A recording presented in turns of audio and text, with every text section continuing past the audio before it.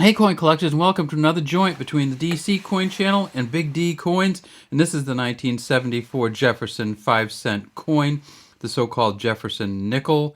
In God we trust in front of Jefferson, liberty behind him. There's a little star here and then the date. And then one of the things that people are very interested in on these coins is where is the mint mark? Well, this is not it. You see this F and this S below Jefferson FS. That's for Felix Schlag, who initially engraved these coins back in the 1930s, and that design kind of stayed with us until the 2000s when they changed up Jefferson a little bit. First, starting with the westward expansion Lewis and Clark coins. All right, so where would the mint mark be? Well, we know that mint marks on United States coins can be in a lot of different places, and mint marks in nickels can be in a lot of different places. Here's one. There's a Philadelphia mint mark here. Look, it's up on top of the back of Monticello. So this is what the back of the coin still look like. It says E pluribus unum. There's a P up here. That's not. This is a wartime nickel, as many of you know.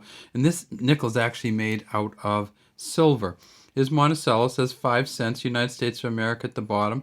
So this coin, in the wartime nickels, the ones they made of silver, they put these P's above them. There are a few that aren't made of silver from 1942. Let's see which year this one is. This is a 1945, so this is definitely a silver nickel from the United States, made during the war because they were running out of nickel, which they used for artillery shells, I believe. All right, so where else could that be? Well, if we look at this coin, we see that there is a D here for Denver, and it's at the side of Monticello. So for quite a while, they had the letters would be on the side of Monticello. In fact, that went up through the 60s. And there's a D from a 1960 coin way over here on the side. And over here you would have the D, you would have the P, and you would have the S over here. And let's see if this is one of those. It's not, of course. Oh, God, that's beat up, huh? Well, this one, you're not going to get down to any core here because this isn't like one of the quarters or dimes where the inside's different, or even the penny. This one's nickel all the way through, but no mark here, so that's not where it is on this coin. No mint mark here. It's not on this coin. It's not above the Jefferson on here. Well, that's because this is a 1974 Philadelphia coin. In 1974, they did not have mint marks on Philadelphia coins. So there is not going to be a mint mark on this coin, no matter where it is, if it's from Philadelphia. Where else could it be? Well, we know with the new, like, say, the Sacagaweas, it's up here on the rim. So this is a 2009 D, because the Sacagawea, the newer ones, do not have a date on the front or the back. And this is the Three Sisters planting the corn in the beans. All right, well, where could it be? Well, it turns out that on a 1974, it is right here underneath the date. So there it is. There's a 1974 D. So in 1974, they had the Denver Mint D.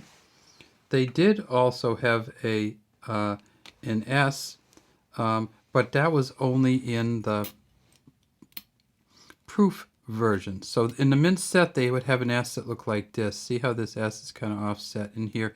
This is a 1970. This is interesting because in 1970, the S actually was a general circulation coin and a mint set coin. So if you find a 1970 coin, you might find the San Francisco Mint S on here, but this is just a regular general circulation coin. In 1970, in general circulation, they made about 250 million of these S's, 241 million. How many did they make in 1974 of these 1974 D's? Well, they made 277 million of the D's. They made, let me see if we can find, they made, these are the Philadelphias, because there's no mint mark anywhere on it.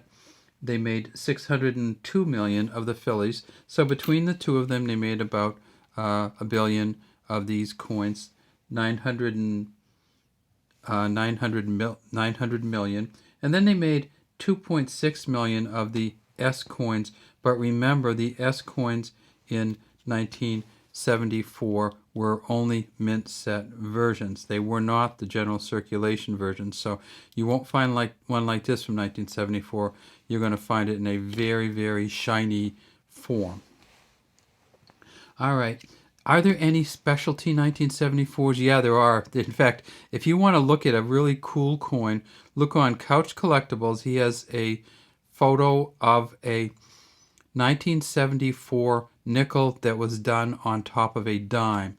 So it's a nickel pushed onto a dime planchet, and it doesn't quite fit. So Couch Collectibles, that's where I look for a special era coin from 1974 that's worth some money.